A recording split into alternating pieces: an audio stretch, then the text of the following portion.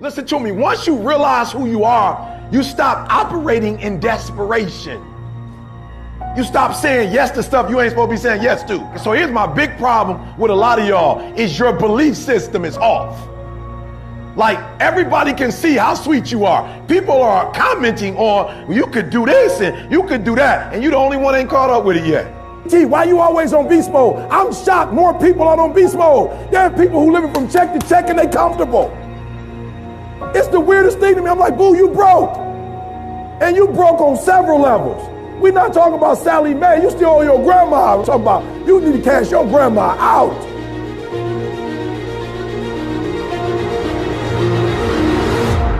Listen to me, unless you number one in your industry, you shouldn't be chilling. And if you number one in your industry, you got enough common sense to know you better not be chilling. Every single day of my life, I feel like giving 120.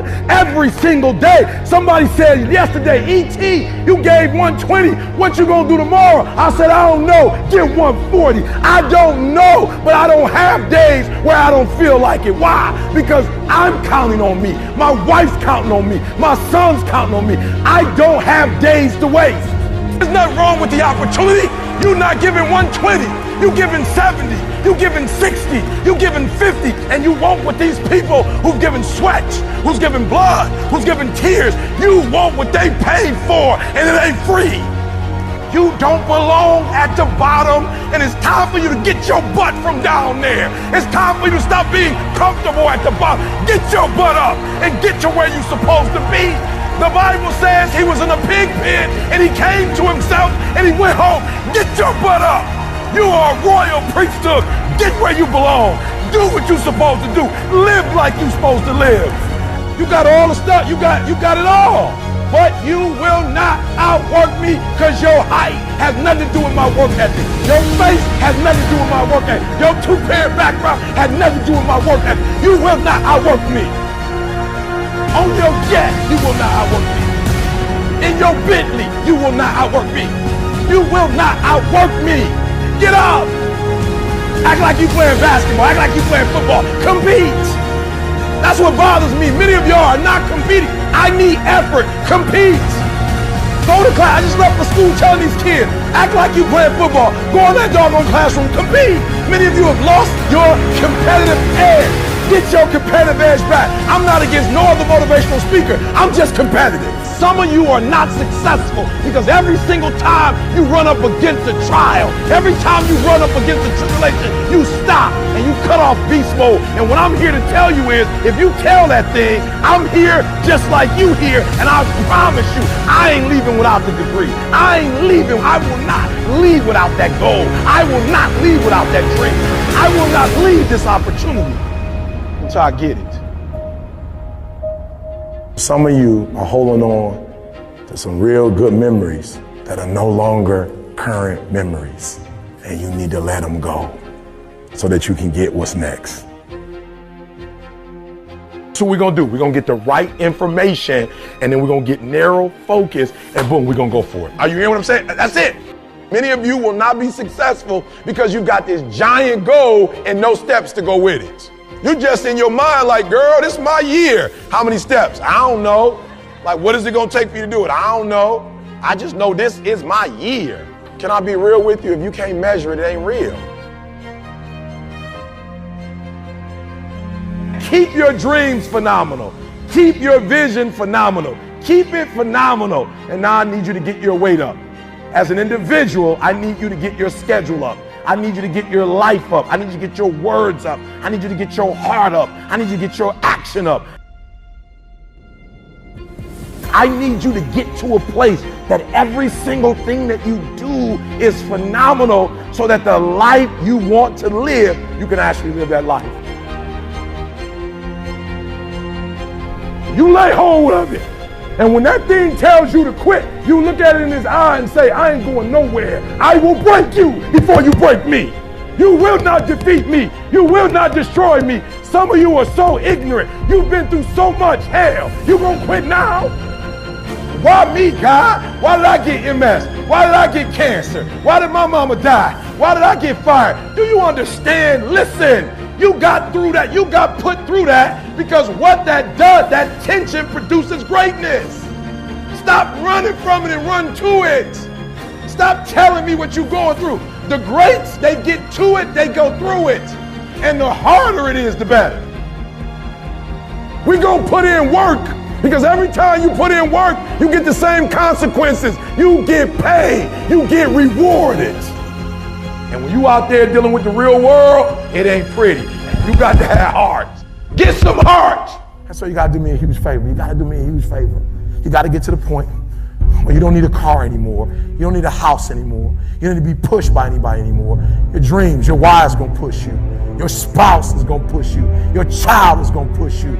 The need to get better is going to push you. Because you're closer than you're ever going to be, it's gonna push you. You don't need anything to push you. Your goals are gonna push you. Your dreams are gonna push you. The opportunity of a lifetime that happens in this particular time frame is gonna push you. It's gonna drive you. It's going to make you better. So do me a favor as I leave. You can't be average anymore, 70%. You can't do it. You can't do it and have what you want. You can't give me 70 and be what you want. You can't give me 70 and do what you want. You can't be average anymore. You can't be good anymore, 80%. You can't be good anymore, 80% and have what you want. You can't be good at something and have everything you dreamed of. To make your dreams become real, to no longer dream them but walk in them, you can't.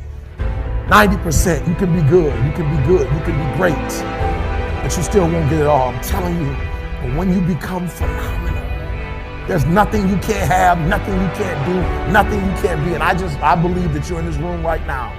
I believe that we're in the same space right now. I believe we're all in this place together. Listen to me. I believe that we're all in this place together because all of us hate average. None of us want to be good. And for those of us who've reached greatness, we have a desire to push past greatness and see what phenomenal looks like. So I need everybody in the room, when you think about your goal and you think about your dream, I need you to understand, as I said to my wife in that hospital room, I can, I will, I must. I need everybody to say it with me. I can, I will, I must. Come on.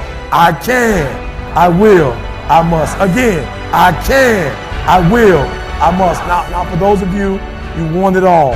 Every single dream, every single goal. As I said, for those of you who really want it, you're going to say it and you're going to stand and you're going to say it like you mean it. I can, I will, I must. Come on. I can, I will, I must. Come on. I can, I will, I must. Now say it like you mean it. I can, I will, I must. Again, I can, I will, I must. Again, I can, I will, I must. Now I need you to think about that loved one, that individual that you have to do this for. I need you to say it with me. I can, I will, I must. Come on, for that individual. I can, I will, I must. For that person, I can, I will, I must. For that thing you want to accomplish, I can, I will, I must. Again, I can, I will, I must. Now I want you to think about that hurdle. I want you to think about that thing that keeps pressing you down. I want you to think about that mountain that's hard to climb. I want you to think about that thing that you just can't seem to get over. And we're going to get over it today. We're going to get over it. We're going to get over it together. I can, I will, I must. We're going to add to it. I can get over it. I will get over it. I must get over it. Ready? I can get over it. I will get over it. I must. Come on, come on. I can get over it. I will get over it. I must get over it. I know something about you. I know you're not a quitter. I know you're a survivor. I know you're a survivor. If you're watching me right now, I know something about you. You are a survivor. So I want you to get off this. I want you to cut it off. I want you to go in the mirror and I want you to make the rest of your life the best of your life. I can, I will, I must. It's your boy E.T. I don't belong in this room. I remember the videos had already been out. My numbers were great. And I would come in rooms and go, or like that room, like I go to a high school, like boom. I go to a youth detention center, boom. I go to a prison, boom. I come to corporate and go, I don't know if I belong in here. Everybody in the room don't look like me. They don't come from where I come from. I don't know if I belong here. And I'll never forget, I had a conversation with Les Brown. Les Brown had called me to Orlando. We sat in a hotel and I left and I started talking to Les. And I started naming like, yo, you, Les Brown, this person, #1 in the world. He said, don't you ever say that again. I said, don't say what? He said, you the best in the world right now. I said, what? He said, you the best in the world right now. There's nobody as good as you in the world. You're the best right now. The only reason you're not the best right now is because you don't believe you're the best now. And when you walk out this room, I want you to go in the mirror and tell yourself, I'm the best right now. He said, before you even become #1, start to proclaim it and say it long before it happened. Say, I'm the #1 motivational speaker in the world. And when I was number 20, I started saying, I'm the #1 motivational speaker in the world. And I went to the computer, and the world said exactly what I said, that Eric Thomas is #1 in the world. I spoke it, the world heard it, and it activated. Your problem is that you don't believe you belong here. Your problem is that you don't think you should be sitting down here. So listen to me, there are those of you saying, I want to be a millionaire. I want to be the best at this company, right? But your value system says you believe in sleep more than you believe in grinding. That you're spending more money than you're making. Why? Because you're a consumer, but you're reading all the books and you're saying everything the books are saying, but those books are not in alignment with your value. And if you're going to go to the next level, your values are going to have to change.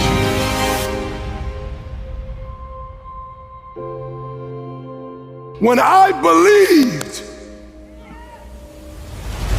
that my voice was needed in this world, when I believed that I needed to be on the stage, not for myself, but to speak to a group of people who come from where I come from, a working class, who don't know what it's like to make millions and millions of dollars, who don't understand what wealth looks like, that I needed to come in the room with a single parent mother, with a father not in my life, being homeless and a high school dropout.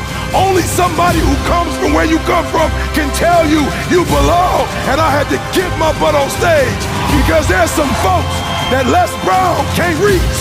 There's some folks that Tony Robbins can't reach. There's some folks that only I can reach. And so I need to be on the stage with them, doing what I was called to do. But what you cannot do is you cannot quit during the process. You cannot give up because it ain't what you see. You cannot give up. Champions keep going when they don't have anything left in their tank.